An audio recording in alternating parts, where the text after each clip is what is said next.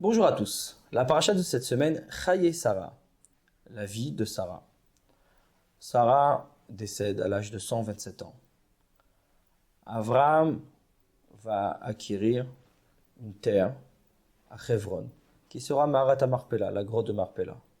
Devra l'acheter à prix élevé auprès d'Ephron, afin d'acquérir cet endroit dans lequel Sarah sera enterrée. Pourquoi cet endroit précisément? Puisque c'est là-bas où Adam et Chava ont été enterrés. Donc Abraham va acheter toute cette terre, toute cette grotte. Il y aura Sarah, plus tard Abraham sera enterré dans ce même lieu, plus tard également Yitzhak et Rivka avec Yaakov et Léa. Abraham a voulu l'acheter et ne pas se le faire offrir, pour pas qu'un jour on lui reproche et lui dise que cette terre ne lui appartient pas puisqu'on lui a offert. Mais non, même si Dieu lui avait promis toute la terre d'Israël, Abraham insiste à la payer, il va la payer au prix fort. Après cet épisode, Abraham se retrouve avec son fils Yitzhak. Son fils Yitzhak en âge de se marier. En âge de se marier, en effet, il a 40 ans. Donc, Abraham va envoyer son valet Eliezer. Il lui dire, va trouver une femme pour mon fils. Par contre, il ne faudra pas le faire sortir d'Israël. Puisque, comme raconté dans la paracha de la semaine dernière, le sacrifice d'Yitzhak. Yitzhak avait maintenant un statut d'holocauste, de sacrifice, de celui qui a été approché sur un autel pour être approché devant Dieu. Donc, vu son statut à ce jour de sacrifice devant Dieu, il ne pouvait pas quitter la terre d'Israël. Il était trop saint, trop élevé pour aller en dehors d'Israël. De ce fait, Abraham dit à son valet, va lui chercher dans ma famille, à Haran, une fille. Eliezer va prendre la route, mais évidemment il ne sait pas qui trouver, comment trouver. Il va à Haran avec 10 chameaux chargés de cadeaux, d'or, d'argent, de bijoux. Et demande à Dieu. Se retrouve au puits et dit, Dieu, la fille que je ferai, et à qui je demanderai de me donner à boire, ainsi qui me répondra, je te donnerai ainsi qu'à tes chameaux. Cette bonté montre qu'elle est de la famille d'Abraham. Et donc c'est la destinée pour le fils de mon maître, pour Yitzhak. La Torah continue, dit Vayehi, ce fut, Terem kila ledaber, avant même qu'il finisse de parler à Dieu. Comme quoi, une prière sincère est répondue même avant d'être terminée. Rivka approche. Rivka approche et Eliezer lui demande, pourrais-tu me donner à boire? Et lui répond, je donnerai également à tes chameaux. C'est là où tout de suite Eliezer a compris que c'était la destinée. Et a tout de suite compris que Dieu avait réalisé sa prière, mais immédiatement. C'est pour ça qu'il prenait les bijoux, qu'il vêtit Rivka de tous ses bijoux, tous ses cadeaux qu'il avait apportés. Et lui dit, voilà, je suis un messager d'Abraham, et il m'a demandé de trouver une femme pour son fils. Et donc voici, si tu es d'accord, suis-moi, et nous allons rejoindre Yitzhak. Évidemment, il faut rencontrer les parents, demander la permission.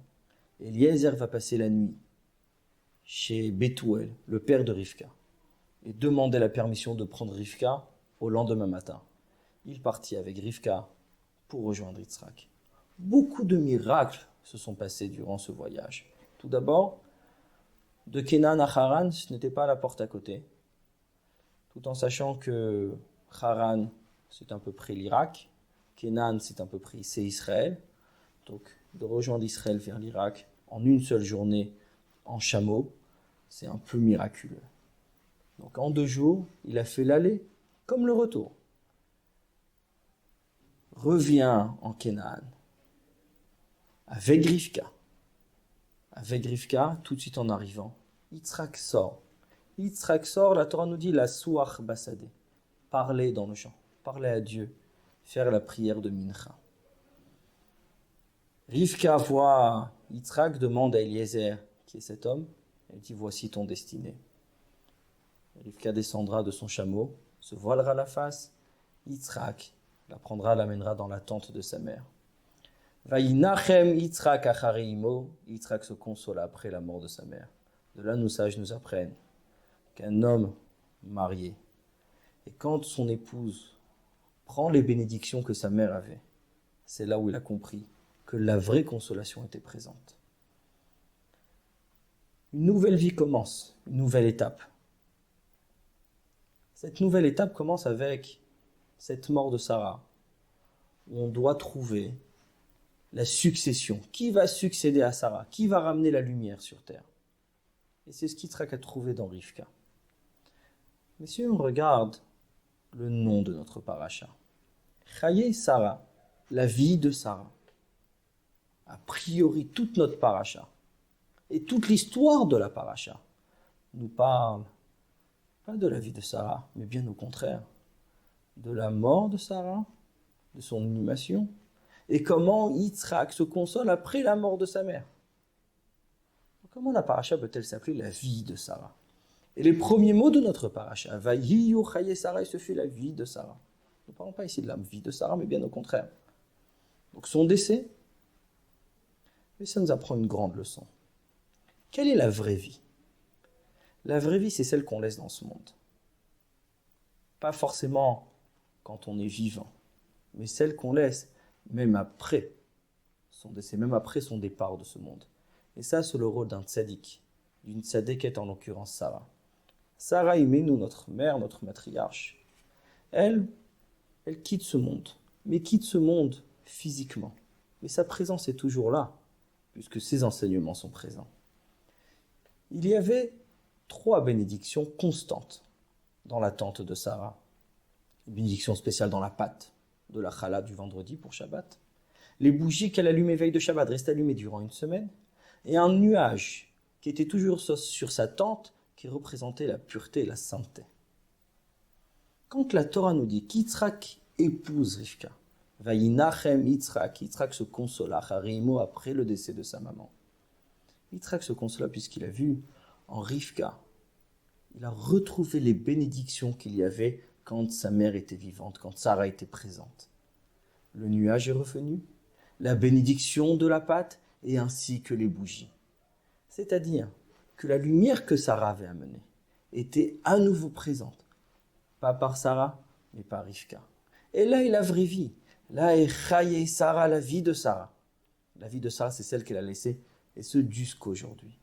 Jusqu'aujourd'hui, cette vie, ce message qui est toujours présent par la challah, la mitzvah que nous avons de prélever la challah, par l'allumage des bougies du Shabbat, et par la sainteté et la pureté qui réside et qui règne dans nos maisons. Ce message qu'elle a laissé jusqu'aujourd'hui, c'est là où Sarah Imenu, Sarah, notre mère, est toujours vivante et toujours présente. Mais ce message est encore plus fort, puisque notre Torah est éternelle. Nous ne parlons pas juste d'Yitzhak et de Rivka, de Sarah ou d'Avraham. Maaseh Avot Siman Abanim. L'action des pères est un signe pour les enfants, nos sages disent. C'est-à-dire, pas un signe, mais une force particulière que nos patriarches nous ont donnée. Cette force de faire exactement comme eux. Comme eux, mais plus on avance, et plus on a la possibilité de nous élever, de ramener encore plus de lumière. Ben oui, aujourd'hui, en faisant ces toutes petites mitzvot, comme Sarah l'a fait, en gardant la sainteté et la pureté de nos maisons, en allumant nos bougies de Shabbat, jeunes filles et femmes. Rivka n'avait que 3 ans. C'est vrai que 3 ans à l'époque ne sont pas les 3 ans d'aujourd'hui. Mais une petite fille à partir de l'âge de 3 ans peut déjà commencer à allumer ses bougies de Shabbat comme Rivka l'a fait et ramener de la lumière sur terre. Prélever la challah, c'est une mitzvah en plus. Avant le Shabbat, préparer ses pains du Shabbat et faire ressentir dans la maison la présence du Shabbat, c'est-à-dire la présence de Dieu. Par ces 3 commandements, nous continuons aujourd'hui la vie de Sarah. Nous continuons aujourd'hui encore à faire descendre cette lumière que Dieu nous a demandée. Et de cette manière, Sarah est présente, pas seulement dans le monde, mais dans nos maisons.